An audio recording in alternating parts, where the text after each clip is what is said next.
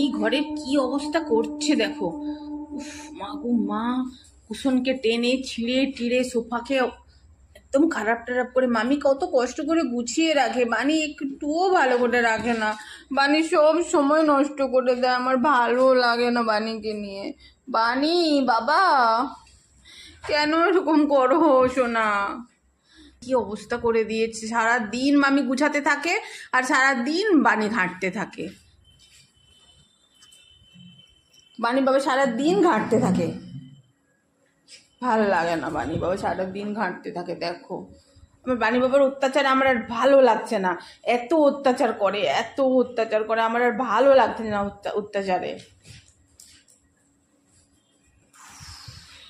উফ, প্লিজ এবার থাম, হয়ে গেছে, আর নয়, ছিঁড়ে যাবে তো।